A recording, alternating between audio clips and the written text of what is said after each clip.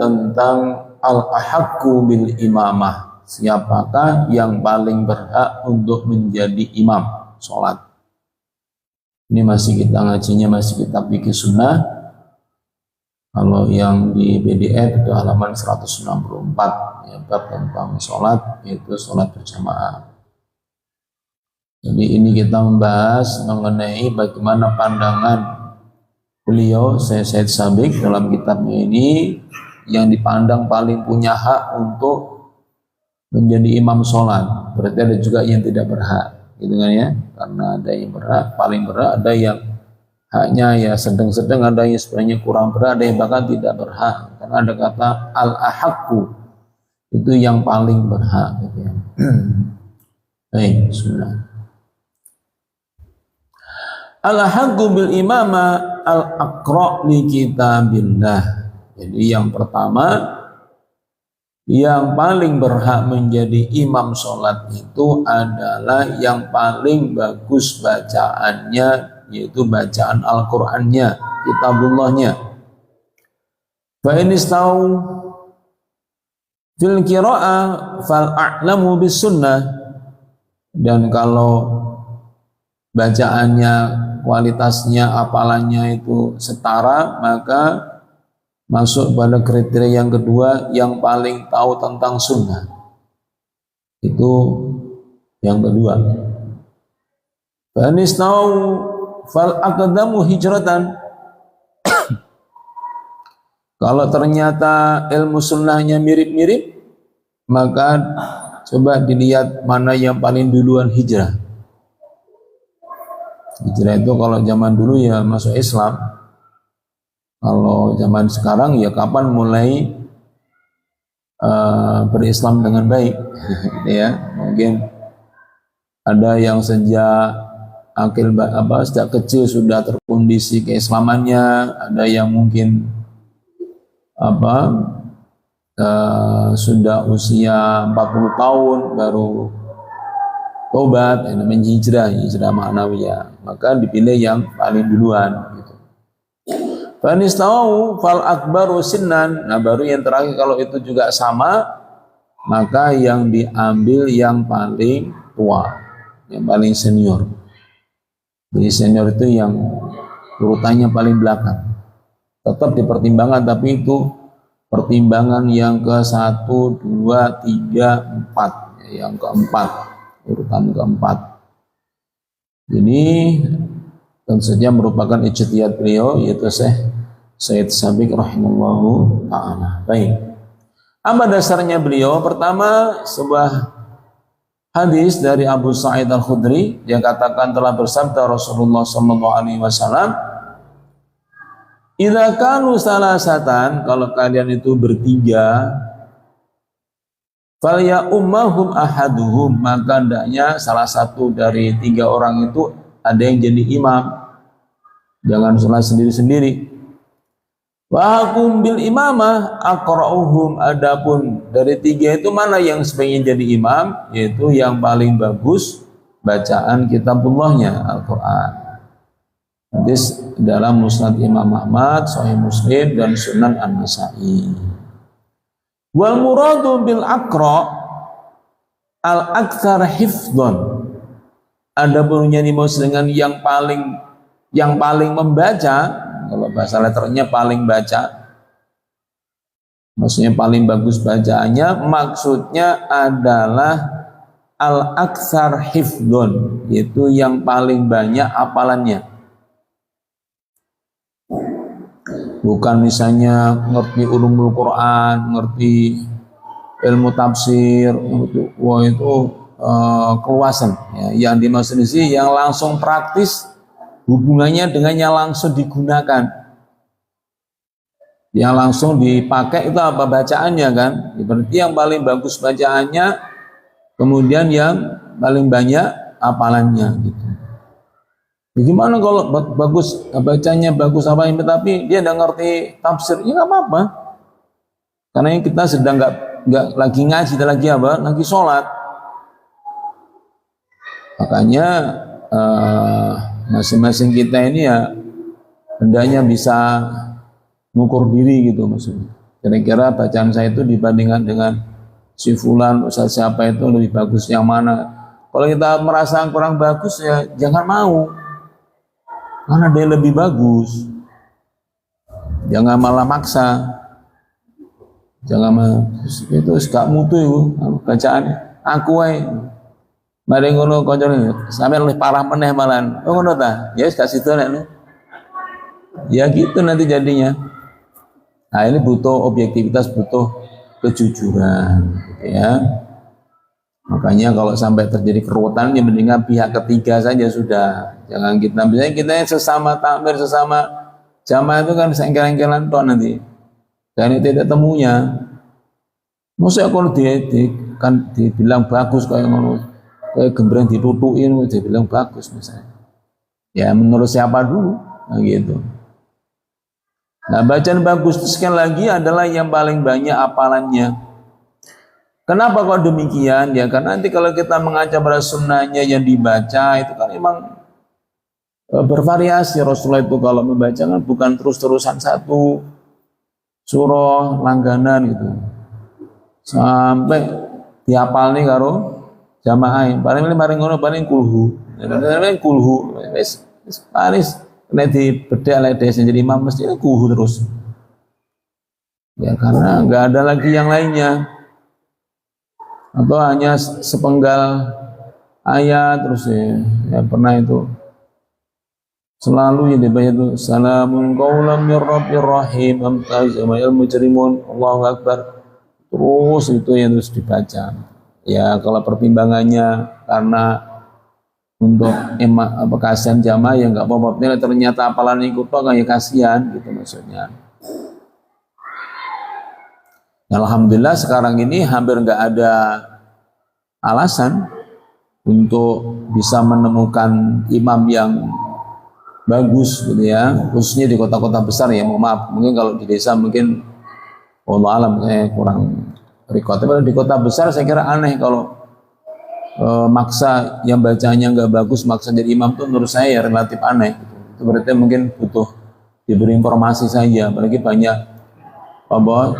pesantren tahfidz ya kan, banyak seusia aliyah yang semua sudah hafal Quran kan udah banyak sekarang dengan sanad bahkan dengan bacaan yang sangat bagus dengan qiraah yang bagus itu kan sudah sangat banyak ya tinggal dikoordinasikan ya kalau sekarang ya mungkin kalau di kota di desa-desa barangkali ya saya nggak tahu itu mungkin lebih sulit kalau enggak ya nggak apa-apa.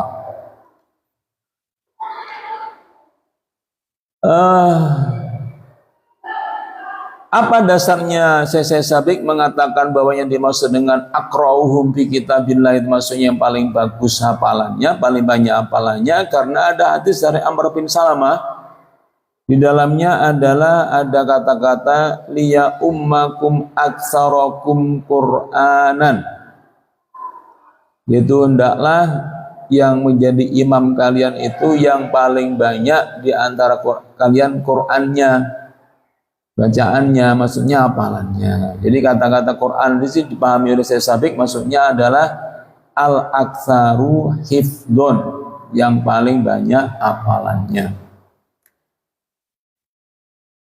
Ya nanti khawatirnya gini Pak, saya bukan menyebar fitnah Pak ya, saya hanya ya mungkin jenengan pernah gini lah, mungkin jenengan pernah dengar atau pernah diberitahu ya orang itu ilmunya mantap, maksudnya wawasannya luas gitu ya, mengupas isi Quran itu hebat banget gitu ya, tapi dalam suruh bacanya tidak karu-karuan, itu mungkin kan ada yang nggak begitu ya, kayak gitu menurut saya harus tahu diri, bilang aja langsung, saya terus terang kalau bacaan saya yang belum bagus, jadi kalau bisa tolong jangan saya jadi imam, saya tak hanya menyampaikan paham agama saja, apa-apa itu, tidak ada masalah.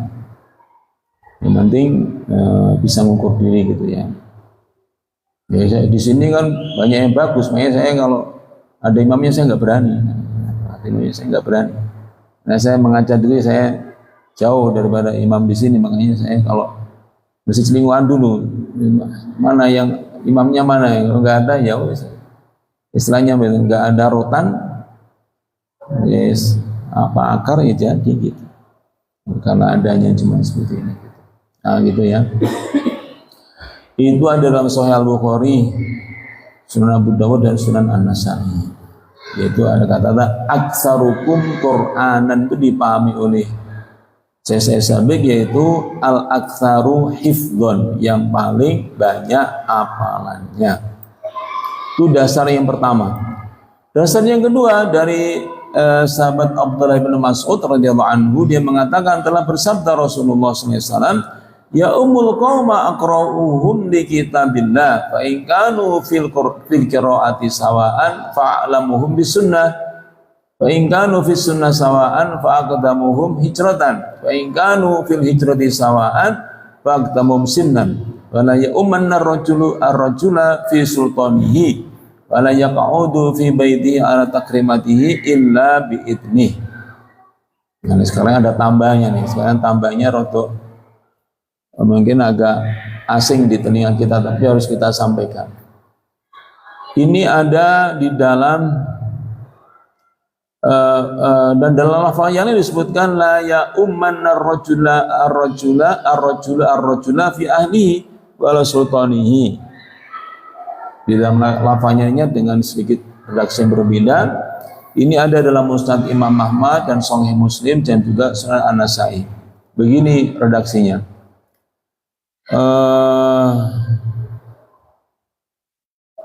Hendaklah yang menjadi imam suatu kaum itu adalah yang paling bagus hafalannya, yang paling banyak hafalan Qur'annya. Dan apabila mereka dalam hafalan Quran itu sama, maka yang paling ngerti tentang sunnah. Dan jika mereka di dalam bab sunnah itu sama, maka yang paling duluan hijrah. Dan bila mereka dalam hijrahnya itu sama, maka yang paling duluan umurnya, maksudnya yang paling tua. Dan janganlah seseorang itu mengimami suatu kaum yang mana itu ada di dalam kekuasaannya, pemerintahannya. Kasarannya kita sebagai tamu ya, kayak saya ini kan tamu, maksudnya saya kan bukan imam tetap. Itu kita nggak boleh nyelonong, itu nggak boleh, nggak boleh. Bahkan saya pernah dengar tentang bab ini, itu ada seorang yang kalau nggak salah dia itu apa itu juara musabakoh internasional kalau gitu lah, kalau saya pokoknya sudah apa kemampuan atau kualitas bacanya itu sudah internasional lah gitu ya. Nah, beliau waktu itu didampingi sama entah muridnya entah siapa itu, terus singgah di satu masjid di satu desa. Kemudian namanya di desa kan diprediksi ya kemampuan imamnya mungkin ya sederhana lah gitu ya. Nah kemudian ketika datang waktu sholat, ini muridnya ini nyuruh tadi itu ustadz yang bacanya bagus supaya jadi imam. Dia nggak mau. Alasannya apa? Itu sudah ada imam tetapnya. Hormatilah imam tetap itu, ya, tapi kan ustadznya mesti lebih bagus bacanya. Iya, itu bukan bab itu. Babnya adalah kita harus menghormati kasarannya sohibul baitnya lah gitu ya. Jangan kita itu mentang-mentang merasa dirinya lebih bagus tanpa bab itu langsung nyelonong maju. Ya, itu yang nggak boleh. Gitu.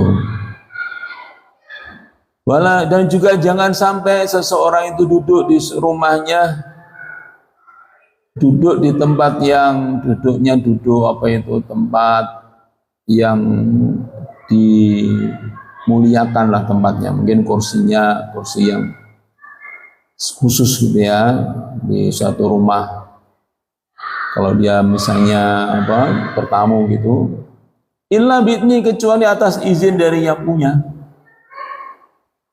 Jadi tamu itu nggak boleh malah nyoba, oh ini kursinya kita wapi, mentul-mentul tak coba ya langsung. Ya nggak ngomong sama ini nggak boleh. Gitu. Walaupun mungkin kalau ngomong mesti boleh diizinkan, tapi kalau nggak ngomong dulu ya nggak boleh. Nah, gitu. Itu namanya faktor apa? Faktor adab. Gitu. Jadi ini jangan sampai kita ini kebablasan gara-gara merasa pede kalau bacaannya, hafalannya banyak, bagus, kemudian nyelonong gitu saja gitu ya. Ini yang dilarang oleh baginda Rasulullah SAW. Ini ada dalam Musnad Imam Ahmad, Sahih Muslim dan Sunan An-Nasa'i. Wa rawahu Sa'id bin Mansur lakin qala fihi la ya umar rajul ar-rajul bi sani illa bi idnihi wa la yaqutu ala takrimati fi baiti illa bi idnihi. Adapun maksudnya dari redaksi yang terakhir tadi itu adalah wa mana hadza anna sultana wa sahibul bait wa sahibul majlis wa imamul majlis ahaqqu bil imamah min ghairihi malam ya'dan wahidun minhum. Maksudnya adalah sebagus-bagusnya, sebanyak-banyaknya hafalan kita itu, kalau kita bukan sebagai imam tetap, kita misalnya musafir, kita pergi ke kota tetangga, kecamatan tetangga yang tidak kenal sama sekali, bahkan mungkin kenal kita juga, bahkan karena mungkin kita sangat populer, sehingga kita tiba-tiba langsung aja jadi imam tanpa babibu, itu yang dilarang. Padahal mungkin faktanya betul-betul, kenyataannya betul-betul kayak bumi sama langit gitu, betul-betul tamunya itu apa 30 juz, sedangkan imamnya itu setengah juz pun juga nggak apa. Andai kan begitu pun nggak boleh, nyelonong nggak boleh, tetap nggak boleh, kecuali diizinkan oleh sahibul baitnya, oleh tamirnya atau oleh imam tetapnya, itu baru nggak apa-apa. Nah gitu. Jadi ini bagian dari yang kadang-kadang kita nggak peduli, misalnya daripada keliru semuanya, panjang dipanjang pendek, pendek panjang panjang, terus nggak pakai tajwid belas, kita bikin nggak khusyuk aja. Disabar, karena itu sudah upaya maksimalnya takmir itu untuk menyiapkan imamnya, dihormati, dihargai, gitu maksudnya. Karena setelah itu kita ingin ketemu takmirnya, beri masukan gini ceramah, ya silahkan, itu di luar waktunya sholat, nggak apa-apa. Jadi kenyataan bahwa ada orang yang lebih banyak apalannya itu tidak otomatis berlaku secara mutlak, gitu maksudnya. Tapi kalau memang sama-sama mukimnya di masjid atau di sekitar masjid yang sama, itu berlaku, gitu maksudnya. Kalau kita sebagai tamu, sebagai musafir, baik nggak dikenal sama sekali, meskipun nyatanya betul-betul kita yang paling bagus, paling banyak apalannya, tetap tidak boleh nyelonong illa biidnih, kecuali atas izin dari masjid tersebut. Nah ini yang sehingga kita ini mungkin pernah punya pikiran gitu kan, ya nanti kan kalau imamnya gitu kan nanti kurang khusyuk, kemudian kuatirnya nggak sah. Nah itulah yang kita perlu, namanya taposniro, ya, namanya ngerem, namanya bersabar. Memperbaiki keadaan itu tidak harus instan, ya, tidak harus spontan, tidak harus langsung 100%. Sebagaimana ayat tentang Homer, kan bertahap. Apa pertamanya? Ya ayyuhalladzina amanu la taqrabus shalah wa antum sukara. Orang yang beriman, janganlah kalian sholat kalau kalian keadaannya lagi kubam. Apa kubam? Mabuk. Itu maksudnya. Apakah maksudnya mabuk itu boleh? Bukan gitu, ini bertahap. tahap awalnya yang penting kalau udah mau masuk waktu sholat, hentikan minumnya. Nanti khawatirnya dilinyoh, ngomongnya enggak karu-karuan, wala-wali nanti gitu. Apalagi baca al-kafirun enggak selesai nanti. Kalau orang mabuk, bangga wala ana terus wala ana terus kapan mari nih? Dari lakumnya enggak ketemu gitu ya. Nah itu mana lagi dah?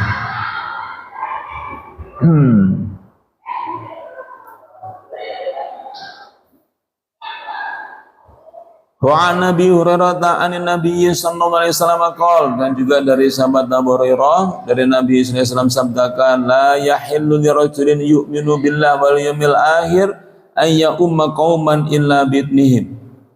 Tidak halal bagi seseorang yang beriman kepada Allah dan hari akhir itu mengimami suatu kaum kecuali atas izin mereka. Ya. Jadi ini poin pertama. Jadi nggak halal itu bukan berarti nggak boleh mutlak kan? Berarti apa? Asal diizinkan ya boleh. Makanya hati-hati kita ini yang punya hafalan banyak, itu hati-hati jangan diperlakukan ke semua masjid, jangan.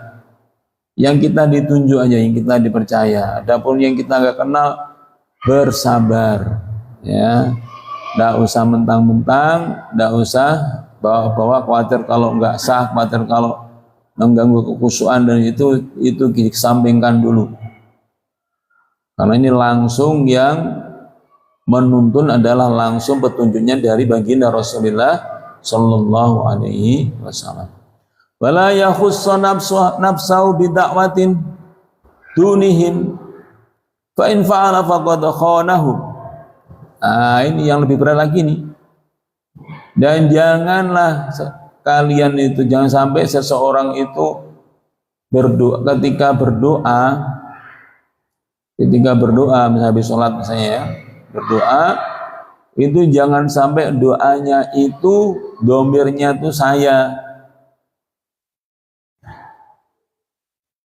Domirnya harus untuk semuanya, kata gantinya harus kami atau kita, tidak boleh saya. Misalnya Robbi zidni ilma warzuqni fahma, itu kan dungane awake dhewe, harus Rabbana zidna ilma warzuqna fahma, saya gitu. Nah itu kalau mau doa jangan sampai ada doa yang ditujukan untuk diri sendiri tapi suruh mengamini seluruh jamaah. Itu siapa yang melakukan begitu faqad khanahu, siapa yang melakukan hal seperti itu maka berarti dia telah berkhianat kepada jamaahnya. Ini ada dalam Sunan Abu Dawud dan Sunan At-Tirmidzi. Nah gitu sekalian, sepintas mengenai siapa yang paling berhak untuk menjadi imam. Jadi memadukan antara faktanya betul-betul aqra'uhum fi kitabillah, tapi ditambah dengan adab, ditambah dengan etika. Itu yang perlu kita tekankan di sini. Yang itu saya kira sebelum melanjutkan, mungkin ada yang mau ditanyakan. Silakan. Nggih, monggo.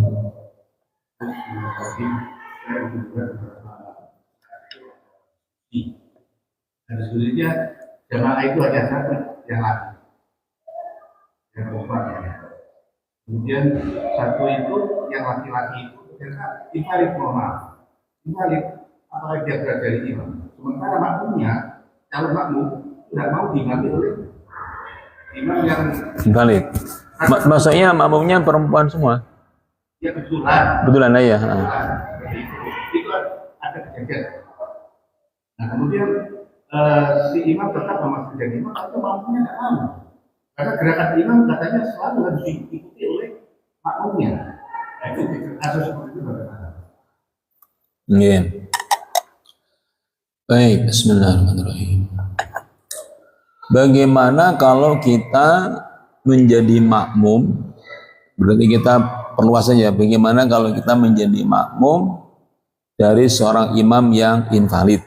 Itu yang nggak peduli nanti jamaahnya perempuan atau laki, itu bab lain. Sekarang kita posisinya bagaimana kalau kita menjadi makmum dari imam yang invalid.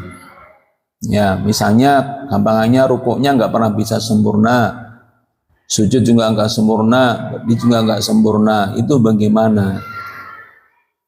Jawabannya adalah kalau dia sifatnya insidental itu nggak bisa diapa-apain, Pak.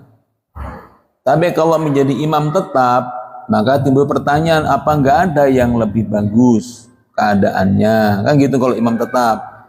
Tapi kalau dia misalnya musafir atau di masjid yang tamu gitu, maka itu sulit untuk dihindari, untuk langsung diputuskan harus bagaimana.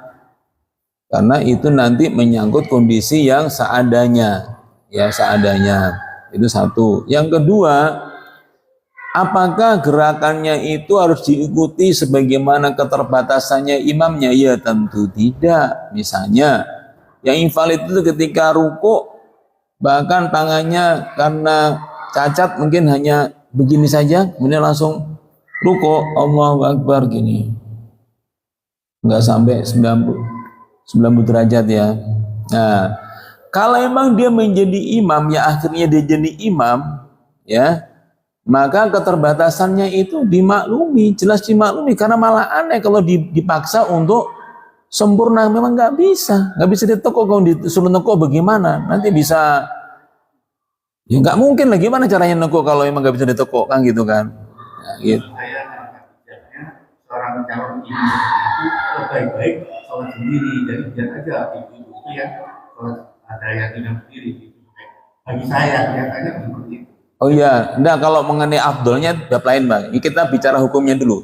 Kalau malah masalah afdolnya itu ya macam-macam, nanti afdolnya bagaimana gitu ya. Sekarang kita maksudnya itu sah apakah tidak, kan gitu misalnya kan. Sah apakah tidak? Jawabannya, kalau alasannya khawatir nggak sah karena gerakannya tidak sempurna, maka memang tidak mungkin sempurna, berarti sah gitu maksudnya ya. Itu dulu. Jadi yang kita bahas sekarang itu sah tidaknya, standarnya itu dengan kita diimami oleh orang yang cacat gitu. Itu dulu. Misalnya dia di kursi, memang nggak mampu berdiri misalnya, ya sudah, berarti ya kita ini posisinya tidak mungkin mengikuti gerakan yang terbatas. Ketika kita menjadi orang yang sehat, ya bagaimana gerakan sholat yang sebenarnya. Nah, sekarang kalau bicara afdolnya, ya tentu sekarang kalau afdolnya ketika terjadi tanda kutip penolakan, ya tanda kutip ya penolakan dari makmum, maka ya hendaknya kita tahu diri. Kita yang invalid itu hendaknya tahu diri, oh ternyata saya tidak dikehendaki, ya sudah, jangan dipaksakan. Karena apa? Sudah kita bahas beberapa waktu yang lalu kan, bahwa antara imam sama makmum itu memang harus saling pengertian. Misalnya kan disebutkan kalau mau baca panjang tiba-tiba ada yang nangis, maka segera dihentikan atau diperpendek, atau misalnya gerakan agak lama tiba-tiba ada gelisah dan sebagainya, apalagi banyak orang tua, rukuknya kalau kelamaan nanti malah bikin sakit, maka diperpendek. Berarti di situ ada pelajaran apa? Seorang imam itu harus care, peduli dengan keadaan real dari makmumnya. Lah kalau salah satunya adalah makmumnya itu tidak bisa menerima kenyataan dia itu diimami oleh ya invalid, ya sudah, jangan dipaksakan. Karena apa? Karena ada solusinya. Bagi kalau tadi misalnya jamaahnya ibu ya, kan bisa sesama ibu-ibu itu sholat jamaah sendiri, kan gitu. Sementara dianya ya karena daripada ragu, kan itu butuh ilmu yang mungkin belum tentu bisa langsung nyambung tentang kebolehan seorang imam yang terbatas gerakannya imami makmum yang sempurna gerakannya. Itu kan memang terjadi ikhtilaf di kalangan para ulama antara boleh sama tidak gitu loh. Itu kan menjelaskan dulu kapan sholatnya gitu kan. Ya makanya kemudian hendaknya kita ini jangan maksa. Oh kalau nggak mau ya sudah. Ya mendingan beliaunya ini tidak mengimami jamaah itu gitu. Nonton ya? Ada lagi? Silakan. Nggih, monggo. Nggih.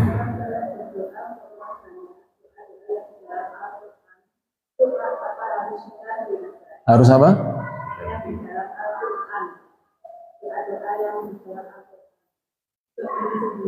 Maksudnya harus apa tadi? Oh, diganti. Ya.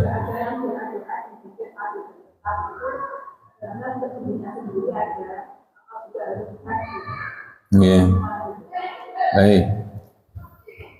Jadi gini, diganti sama tidak itu kita perlu tahu dulu fungsi dari masing-masing kata ganti yang ada. Misalnya kalau di Quran itu dicontohkan bagaimana Nabi Adam alaihissalam beserta istrinya berdoa ketika setelah sadar dikeluarkan dari surga, turun dari surga, maka beliau mengatakan berdoa, Rabbana dzolamna anfusana wa illam taghfir lana wa tarhamna lanakunanna minal khasirin.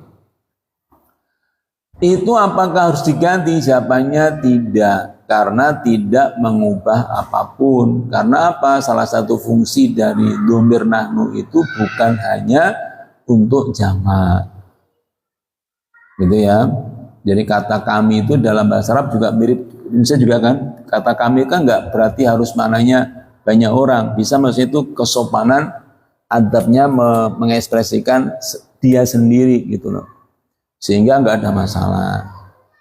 Maksudnya kalau dari Quran itu bentuknya jamak, itu tidak perlu untuk mengganti dengan menjadi satu. Nah, yang jadi masalah kalau kebalikannya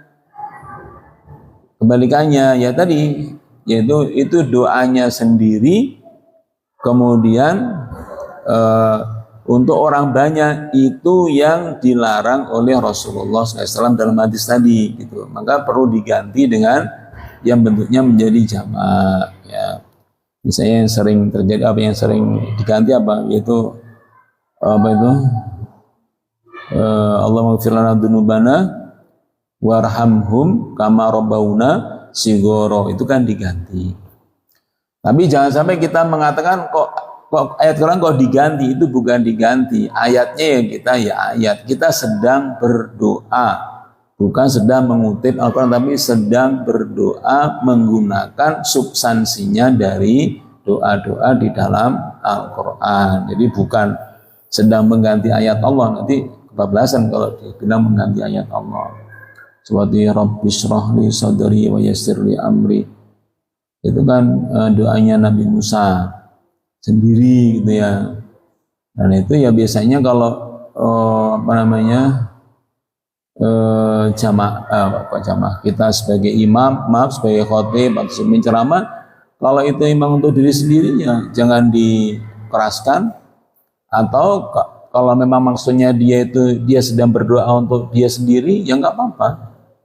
Tapi jangan minta diaminkan kepada jamaah, karena itu ada etikanya. Kalau di hadapan jamaah itu ya doa yang dijaharkan itu ya yang untuk kepentingan bersama, bukan untuk kepentingan pribadi. Yang pribadi nanti ketika sholat malam, ketika sujud, ya ketika sebelum salam, kan banyak waktu kesempatan kita untuk berdoa untuk diri kita sendiri gitu. Nanti dulu ya. Baik, ada lagi? Nggih, monggo. Buat apa banyak? Kalau ini komunitas di perumahan ini seperti kita kan tahu kita apa yang dan komunitas yang rumahnya berjauhan dua perumahan.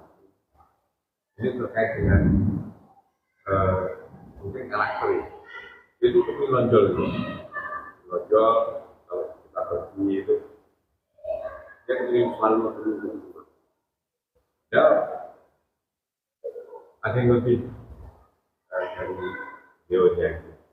Karena perasaan kita mana ya ini sebelah saya itu paling orangnya alim kita lihat, tapi bacanya agak besar, tapi yang kepingin ini bacanya memang bagus, tajwidnya juga nggak bagus juga gitu. Tapi kepingin apalagi kita kayak itu enggak ada yang jawab enggak, ada yang jawab iya gitu kan. Tapi itu gimana sih caranya untuk mengantisipasi itu agar Nah, kita juga shock dulu untuk menjadi makmum. Baik. Kedua, tadi terkait dengan Bapak Ariana tadi, saya juga sering ke daerah tempat itu, sering juga berjamaah di situ, tapi imamnya pakai kursi gitu. Kadang juga menimbulkan ada juga orang lain yang bisa yang sehat gitu. Itu aja ya, Pak. Iya.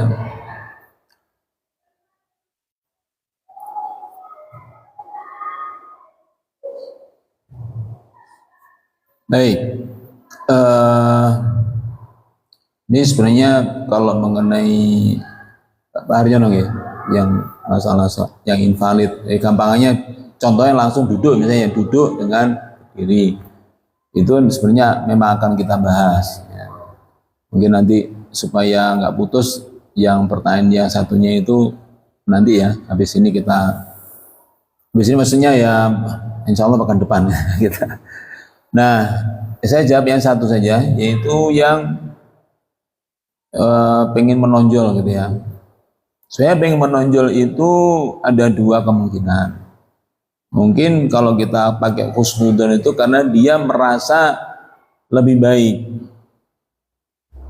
Sementara yang dirasa itu nggak merasa kalau dirinya itu kurang baik, nah gitu loh. Nah sekarang saya sampaikan langsung itu dilalanya saya sendiri pelakunya. Jadi tanya begini, Pak. Ini ada anak muda, semangat luar biasa. Waktu itu ya, kejadian itu dia itu betul-betul panjang pendeknya itu betul-betul parah banget. Tapi dia itu merasa yakin kalau benar gitu.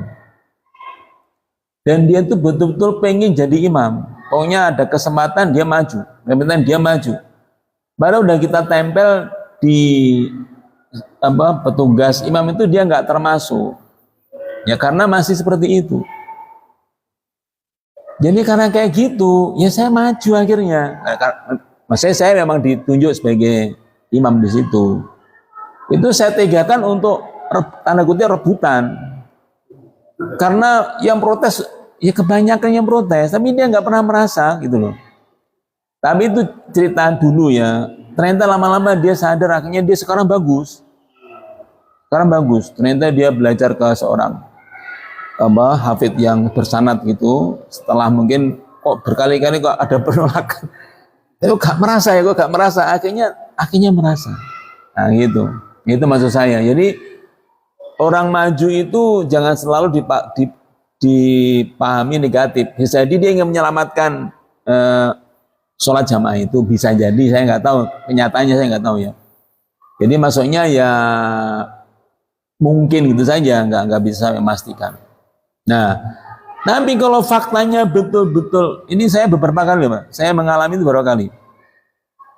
Maksudnya mengalami, mendengar langsung atau melihat langsung sikapnya dia itu yang tidak terima kalau dibilang nggak bener. Itu saya minimal udah dua orang yang begitu. Kalau yang tadi kan anak muda kan, yang satu ini senior, Pak. Marah-marah dia. Saya itu sejak kecil ngaji, saya kok amal, masa saya gini dibilang salah itu loh. Kita supaya direkam makanya, supaya apa? Dia nggak bisa sela itu kita ini rekamannya. Jangan itu yang ini tuh harusnya dibaca pendek, jangan baca panjang. Yang mana itu mengubah arti. Makanya kita nggak bisa terima. Yuk, wes pokoknya marah-marah gitu. Nah, yang kayak gini ini kan ya susah, kayak gini ya susah. Itu kalau kita bicara fakta ini. Nah, sekarang kita sebagai makmum ini yang perlu saya ulang berkali-kali, menjadi makmum artinya kita ini belajar berjamaah. Namanya berjamaah itu hampir mustahil memuaskan semua hal gitu loh. Kan gitu maksudnya. Kita harus siap gitu. Ketika kita berjamaah itu harus siap. Jangan nyari ide terus gitu loh. Nanti kita jadi stres nanti jadinya. Berjamaah jadi stres karena isinya protes nggak terima ini gini gitu. Jadinya berjamaah kayak gitu. Mana kita sudah merasa puasnya belum tentu yang lainnya puas. Kan gitu kan. Jadi kita harus siap mental itu ketika kita sebagai makmum itu udah siap minta, kalau ternyata tanda kutip imamnya mengecewakan tuh kita harus siap itu bersabar, maksudnya bersabar. Syukur kok ternyata Masya Allah ternyata imamnya luar biasa, ya Alhamdulillah. Kalau enggak pun udah siap, jadi kita berjamaah begini dalam suka dan duka sebenarnya kan, ya, jamaahnya begitu. Jangan sampai gara-gara enggak puasa tuh kemudian pindah ke masjid lainnya. Nah ini namanya kan mutungan, jangan gitu, jangan mutungan begitu. Dia bersabar sambil dicari solusinya bagaimana. Kita semua kan punya kewajiban sama untuk memperbaiki keadaan. Dan memperbaiki keadaan nggak mungkin bisa instan gitu kan, mungkin butuh waktu, butuh pendekatan-pendekatan ya gitu.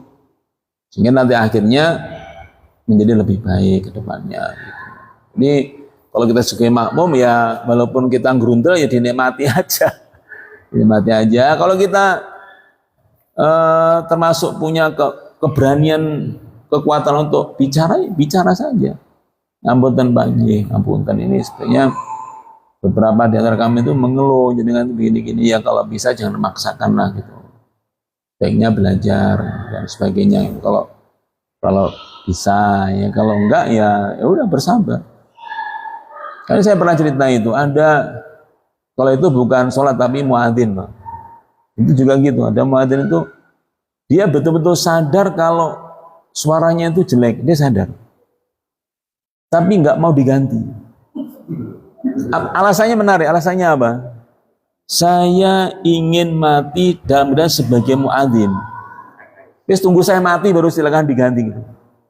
Sampai gitu, kalau sudah sepuh. Jadi keluar pokoknya suaranya sudah yang penting bunyi lah gitu, yang penting bunyi. Wis nggak pakai nada, nggak pakai wis panjang, pokoknya yang penting muni. Itu awalnya saya itu kan diceritain, karena saya penasaran. Akhirnya saya sengaja bukan datang lewat pas subuh itu. Ya Allah, ya memang lumayan, lumayan. Seperti yang diceritakan, ya memang betul begitu. Nah, yang kayak gitu tuh ya bagaimana? Kita ngelola jamaah, macam-macam kepalanya, macam-macam idenya, ya kayak gitu. Dipaksa juga. Bagaimana nanti dia itu terus khawatirnya mau sakit, mau stres, jantungan, gimana nanti kalau gitu? Ya itu salah satu masalah kita gitu. Ya emang gampang solusinya, karena nggak bagus, ganti yang bagus. Memang gitu anunya solusinya. Tapi masalahnya ternyata nggak semudah itu. Gitu. Ini saya masih ada lagi satu yang gitu juga di sebuah masjid di Malang gitu ya. Jangan adanya itu dan asal bunyi lah. Tapi sudah sepuh kemudian nggak mau diganti, nggak mau. Pokoknya selama saya hidup ya itu jatah saya kan untuk jadi muadzin itu. Nah kayak gitulah kira-kira. Maksudnya ya, saya kira nggak menjawab sepenuhnya tapi ya untuk renungan buat kita semuanya. Gitu ya, saya kira. Mohon maaf kalau ada yang kurang-kurang. Nah, nanti untuk bab sahnya keimaman dalam kondisi yang beragam itu nanti kita bahas pada pertemuan berikutnya. Insyaallah. Baik. Sekira demikian kita sampai sini, kita tutup dengan doa. Alhamdulillahirrahmanirrahim. Bismillahirrahmanirrahim. Allahumma salli ala Muhammad wa ala ali Muhammad walhamdulillahirabbil alamin. Allahumma qsim lana min khashyatika ma tahulu bainana wa baina ma'asika wa min ta'atika ma tuballighuna bihi jannatak wa min al-yaqini ma yuhawwinu bi 'alaina musibati dunya wa matihna bi asma'ina wa basarina wa quwwatina ma ahyaitana waj'al warisa minna waj'al tharana ala man zalamana wa ansurna ala man adana wa la taj'al musibatana fi dinina wa la taj'al ad-dunya akbar hammina wala mablugha ilmina wala tusallit alaina man la yarhamuna rabbana atina fid dunya hasanah wa fil akhirati hasanah wa qina adzabannar subhana rabbika rabbil izzati amma yasifun wa salamun alal mursalin walhamdulillahi rabbil alamin. Subhanakallahumma wa bihamdika asyhadu an la ilaha illa anta astaghfiruka wa atubu ilaik. Assalamualaikum warahmatullahi wabarakatuh.